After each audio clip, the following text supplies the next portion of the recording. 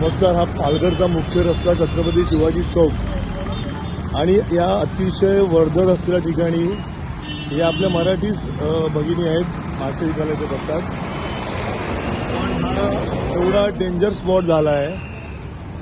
समोर पोलीस चौकी आहे, इकडे सगळ्यात गजबजलेला रस्ता हा छत्रपती शिवाजी महाराज चौक. आणि म्हणजे भविष्यात बघा ह्या गाड्या कशा पार केल्या जातात, ह्या मासे कसे इथे विकतात.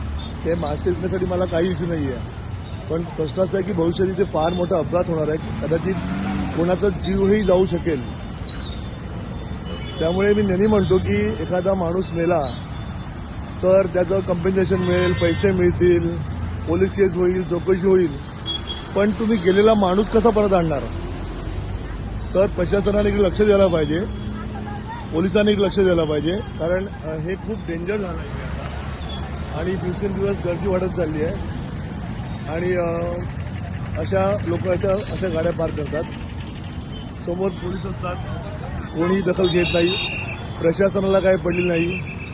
पालघर शहरातला सर्वात गजबजलेला हा एरिया आहे, हा चौक आहे छत्रपती शिवाजी महाराज. मला वाटतं ह्याच्यानंतर ह्या व्हिडिओ जेव्हा मी पोस्ट करेन त्यानंतर नक्कीच प्रशासन काहीतरी कारवाई करेल आणि ह्यांना पर्यायी जागा दिली जाईल तर बरं होईल. कारण माझं असं म्हणणं नाही की ह्यांना इथून काढा, पण ह्यांना पर्यायी जागा द्या, जेणेकरून इथे भविष्यात एखादा अपघात घडणार नाही, कोणाचा जीव जाणार नाही.